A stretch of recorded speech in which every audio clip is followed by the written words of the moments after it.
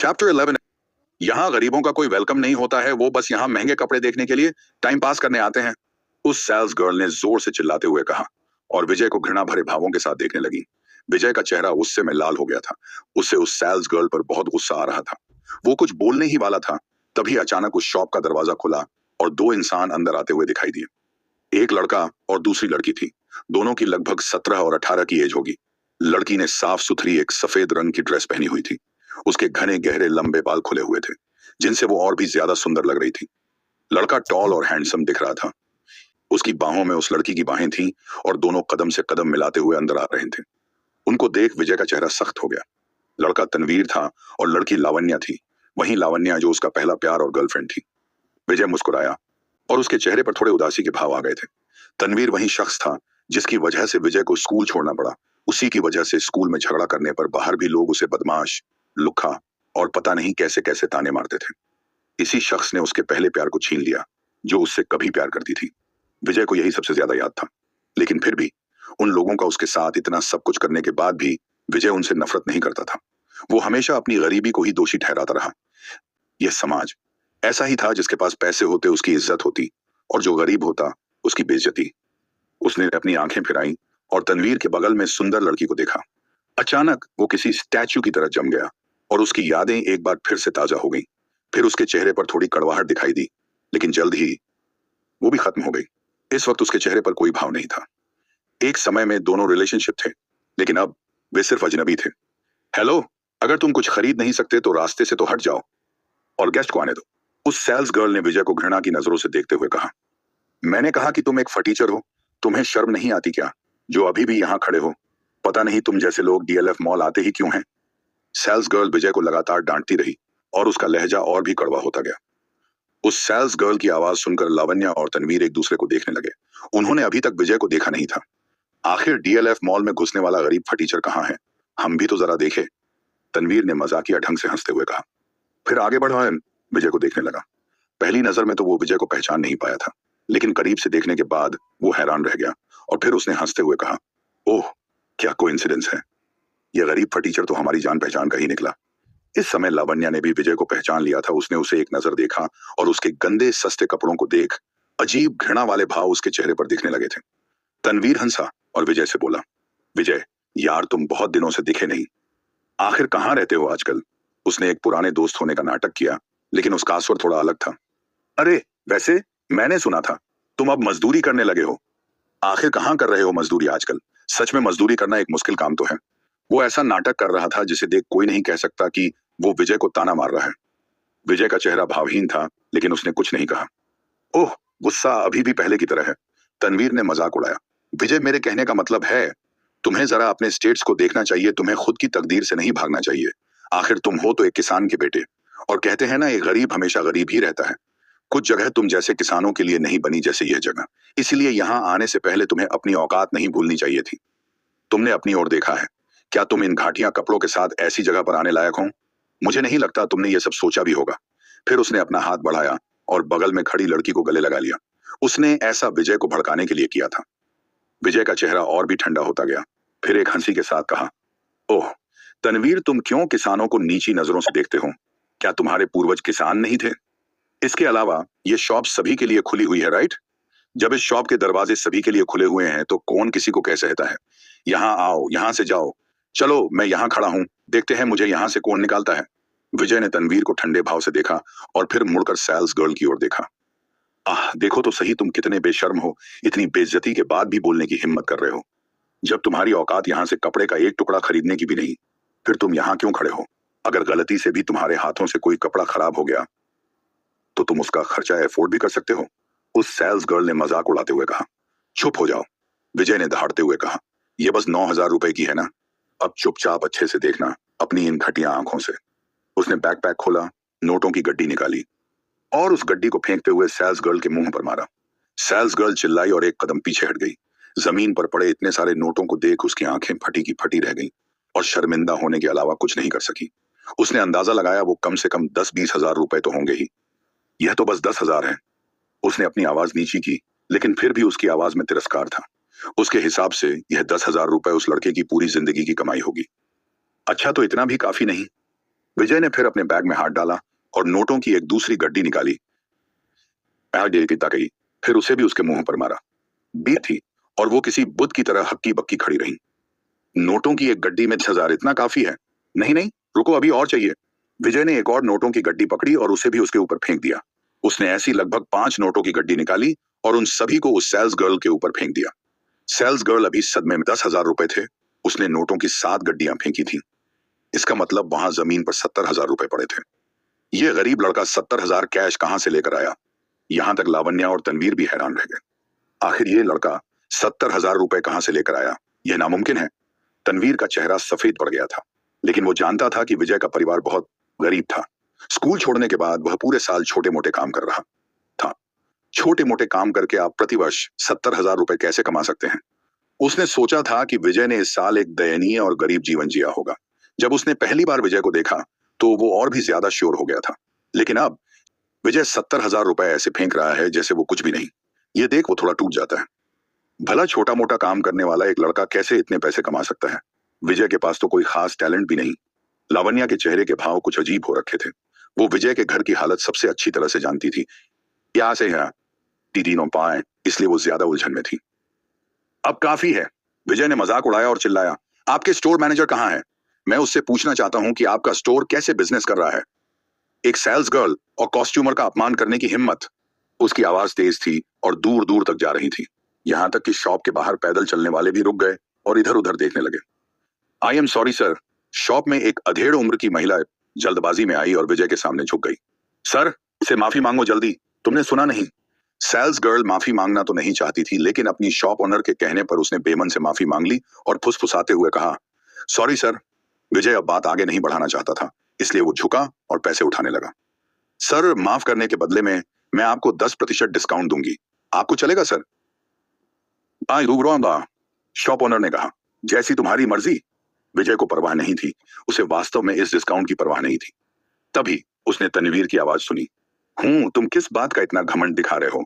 क्या तुम बस छोटे मोटे घटिया काम नहीं करते? और तुम्हारे पास इतना पैसा कहां से आया? कहीं तुम कोई इलीगल काम तो नहीं करने लगे हो? विजय ने मजाकिया ढंग से कहा।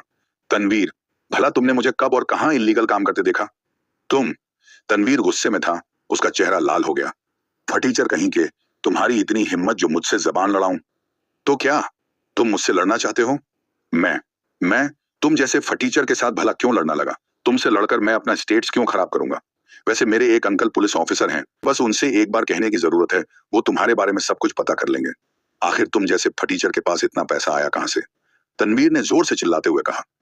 विजय ने उसे आंखें गोल घुमाकर देखा, फिर उसका मजाक उड़ाते हुए जोर से हंसा और फिर मुड़कर वापस कपड़े देखने लगा। उसे कल की पार्टी में जाने के लिए एक अच्छा सा बिजनेस सूट चाहिए था। सर, इसे देखिए, ये आपके लिए अच्छा रहेगा। स्टोर ओनर विजय को एक से बढ़कर एक कपड़े दिखाते हुए चल रही थी। थोड़ी देर देखने के बाद विजय ने एक बिजनेस सूट उठाया और चेंजिंग रूम में चला गया। यह पहली बार था जब विजय ने किसी बिजनेस सूट को पहना था, इसलिए उसे पहनने में भी थोड़ा टाइम लगा। उसने अपने उलझे बालों को थोड़ा ठीक किया और एक बार खुद को मिरर में देखा। जैसे ही उसने अपने बदले हुए रूप को देखा, एक पल के लिए उसने खुद को ही नहीं पहचाना। क्या ये मैं ही हूं? बिजनेस सूट ने उसे एक गरीब लड़के से सीधे किसी रईस खानदान का लड़का बना दिया था। वो पल भर में किसी फटीचर गरीब से एक बिजनेस टाइकॉन बन गया था। जब विजय चेंजिंग रूम से बाहर निकला तो स्टोर ओनर उसे देखता ही रह गई। उसके सामने खड़े लड़के ने केवल अपने कपड़े बदलकर खुद को पूरा बदल लिया था। ट्रिम बिजनेस सूट में उसकी फिट बॉडी और ज्यादा अट्रैक्टिव लग रही थी। वो किसी अमीर खानदान के लड़के से कम नहीं लग रहा था। विजय स्टोर ओनर को खुद को घूरता हुआ देख समझ सकता था। वो भी उसके बदले हुए रूप को देख दंग थी। जब लावण्या ने भी उसे देखा, वो भी दंग रह गई, जैसे कि उसने उसे पहचाना ही ना हो। तनवीर को भी अपनी आंखों पर विश्वास नहीं हो रहा था। उसके बाद उसका चेहरा काला हो गया क्योंकि उसका दिल जलन से जल रहा था। क्या तनवीर जलन के कारण करने वाला था कुछ ऐसा जिसकी विजय ने कल्पना भी नहीं की होगी? विजय को इतना बदला हुआ देख क्या लावण्या उसके पास फिर से आ जाएगी? आखिर क्या होने वाला है इस कहानी का अगला पड़ाव? जानने के लिए बने रहे हमारे अब्दुल रहीम एक्सप्लेनर यूट्यूब चैनल पर। चैप्टर 12, रिंग चोर। तनवीर ने हमेशा सोचा था कि वो हर किसी से ऊपर है। वो खुद को सबसे बड़ा व्यक्ति मानता था, खासकर विजय जैसे गरीब लोगों से। लेकिन इस बार वो पूरी तरह से हार गया था।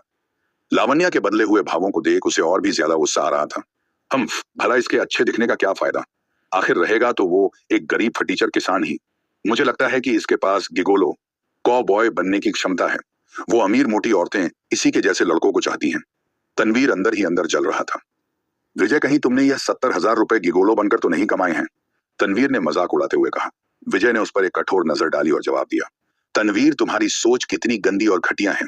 मैं इसके अलावा तुमसे और भी क्या एक्सपेक्ट कर सकता हूँ? आखिर एक गंदे मुंह से गंदगी ही तो बाहर निकल सकती है। तुम फटीचर। तनवीर गुस्से में लाल हो गया था। उसकी चौड़ी और गोल आंखें विजय को जान से मार देने वाली नजरों से देख रही थी और उसका चेहरा अपनी बेइज्जती से काला पड़ गया था। विजय ने उसे नेग्लेक्ट किया और मुड़कर स्टोर ओनर से कहा, उतना भी बुरा नहीं है, ये मेरे बॉडी पर फिट बैठ रहा है। मुझे इसी डिजाइन के 2 और बिजनेस सूट चाहिए। स्टोर ओनर ने खुशी से जवाब दिया, ओके सर। वो जल्दी से एक ही डिजाइन के 2 सूट लेकर आई और उन्हें पैक कर दिया। एक सेट 9,000 रुपए का है,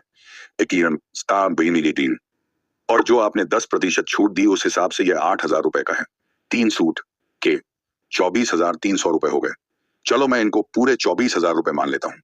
विजय ने फिर नोटों की 3 गड्डी निकाली और उनमें से 6,000 रुपए निकाल बाकी बचे स्टोर ओनर को पकड़ा दिए। Excuse me. विजय वहां से जाने लगा। लावण्या ने उसे एक उलझन भरे भाव से देखा। उसके सामने का लड़का इतना हैंडसम लग रहा था कि वो उसे लगभग पहचान ही नहीं पा रही थी। जहां तक तनवीर की बात थी, उसका चेहरा कीचड़ भरे पानी के गड्ढे की तरह उदास था। उसकी आंखों में विजय के लिए नफरत साफ देखी जा सकती थी। एक पल के लिए उसकी आंखों में एक किलिंग इंटेंस दिखा। जैसे ही विजय उसके पास से गुजरा, उसने एक कदम आगे बढ़ाया और उसके कंधे को छूने का नाटक किया। यार विजय, इतने भी बुरे नहीं लग रहे हैं, बस ऐसा लग रहा है जैसे किसी कुत्ते ने इंसानी कपड़े पहन रखे हों। जब वो ये बोल रहा था, तभी उसने दूसरा हाथ आगे बढ़ाकर विजय के बैग में एक छोटा सा बॉक्स डाल दिया। उसको ऐसा करते हुए किसी ने नहीं देखा, लेकिन विजय की आंख किसी भूत से कम नहीं थी। उसने तनवीर को अपने बैग में वो बॉक्स डालते हुए देख लिया था। यह कमीना। विजय समझ गया था कि वो अब उसे फंसाने वाला है।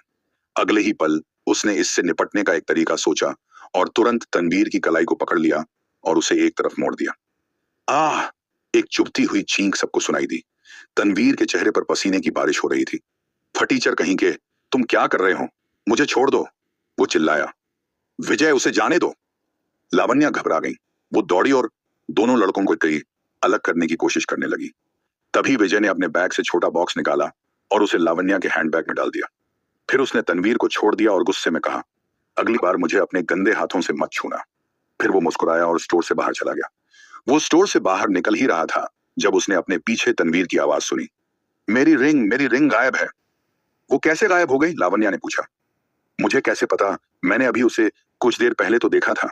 मुझे पता है वो कहाँ गई होगी। जरूर उसी ने मेरी रिंग चुराई होगी। विजय, मुझे बताओ, क्या तुमने मेरी रिंग चुराई है? विजय ने मुस्कुराते हुए चलना जारी रखा। रुको, वहीं रुक जाओ। क्या तुमने मेरी बात सुनी नहीं? हे चोर! ओ फटीचर चोर! तनवीर अपनी पूरी ताकत से चिल्लाया। चोर शब्द सुनकर आसपास के लोगों ने चलना बंद कर दिया और चारों ओर भीड़ जमा हो गई। रुको विजय! तनवीर दुकान से बाहर निकला और विजय पर उंगली उठाई। विजय, मुझे उम्मीद नहीं थी कि तुम चोर हो। मैं सोचता था कि तुम केवल गरीब हो। मुझे नहीं लगता था कि तुम इतना नीचे गिर सकते हो।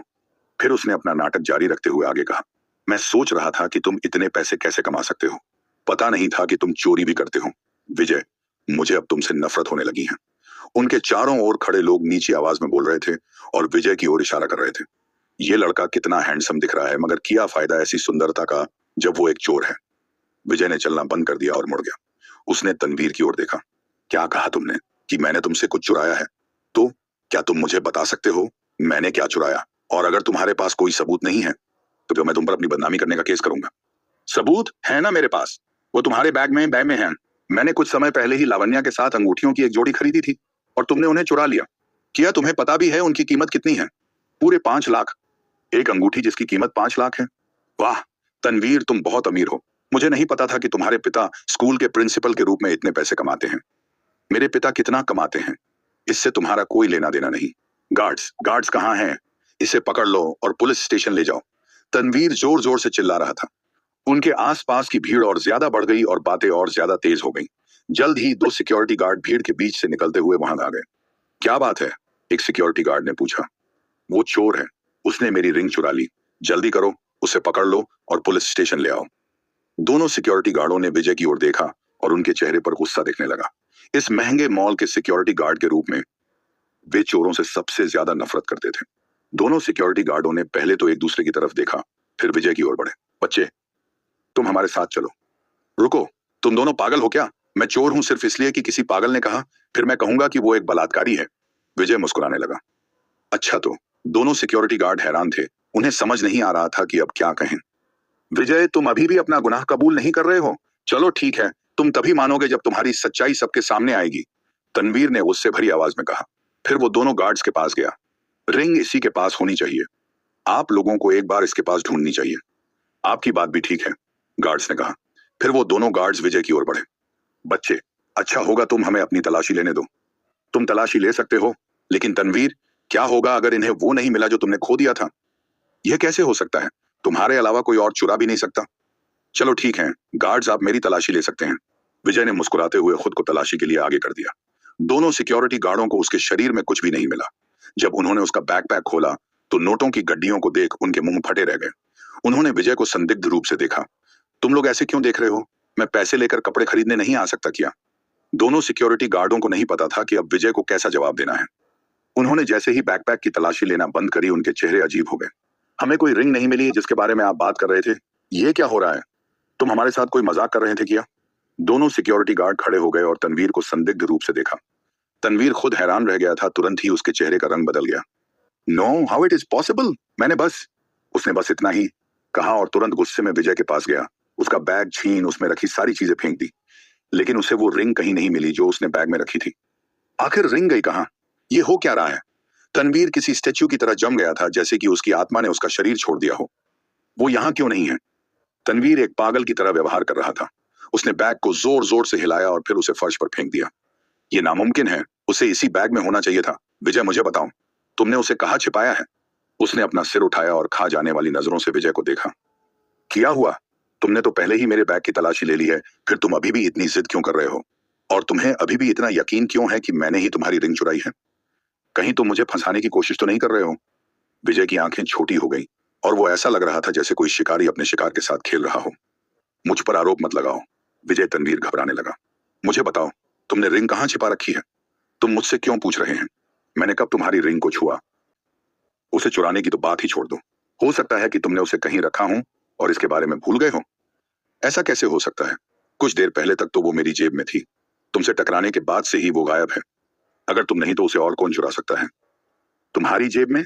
क्या तुम्हें पूरा यकीन है तुम कहीं कुछ भूल नहीं रहे? हो सकता है शायद तुमने उसकी रिंग के साथ अपनी रिंग भी उसके बैग में रख दी हो। विजय ने लावण्या की ओर इशारा किया। यह नामुमकिन है। तनवीर हंसा। सच में? तुम एक बार चेक क्यों नहीं करती? ये बात उसने लावण्या से कही थी। लावण्या थोड़ी देर के लिए झिझकी, लेकिन फिर भी वो अपना पर्स चेक करने लगी और उसमें रिंग को देखने लगी। अगले ही पल उसके चेहरे का रंग बदल गया। उस लाई, ऐसा कैसे हो सकता है? उसने पर्स से 2 डिब्बे निकाले। तनवीर को ऐसा लग रहा था जैसे उसे किसी बिजली ने पकड़ हो। इट्स इम्पॉसिबल, मैंने इसे लावण्या के पर्स में तो नहीं रखा था। उसने अचानक बोलना बंद कर दिया। तनवीर का चेहरा पीला पड़ गया था। तो ये सब तुम्हारा नाटक था? तनवीर, सच में तुम टैलेंटेड तो बहुत हो, विजय ने मुस्कुराते हुए कहा। अचानक भीड़ में भगदड़ मच गई। जब उन्हें पता लगा, उल्टा चोर कोतवाल को डांट रहा था। देखो तो सही, इस लड़के ने भले ही अच्छे कपड़े पहन रखे हैं, लेकिन वो कितना चालाक और बेशर्म है। उस बेचारे लड़के को फंसा रहा था। तनवीर को घृणा से देखते हुए भीड़ में खड़े लोग टिप्पणी कर रहे थे। आखिर ऐसा कैसे हो सकता है? तनवीर निराश था। उसे कुछ समझ नहीं आ रहा था कि विजय के बैग में रखा गया डिब्बा लावण्या के हैंड बैग में कैसे आ गया। नहीं, शायद वो शुरू से ही जानता था, लेकिन उसे अभी भी विश्वास नहीं हो रहा था। यार तनवीर, मुझे विश्वास नहीं हो रहा कि तुम मुझे फंसाना चाहते थे। तुम इंसान के भेष में एक जानवर हो। विजय तनवीर के पास जाते हुए ठंडे भाव से बोला। क्या विजय तनवीर को इतनी आसानी से छोड़ देगा या फिर लेगा वो अपने स्कूल से बाहर निकलवाने का बदला? आखिर विजय अब आगे क्या करने वाला है? जानने के लिए बने रहे हमारी कहानी सुपर बिजनेसमैन के साथ, सिर्फ अब्दुल रहीम एक्सप्लेनर यूट्यूब चैनल पर।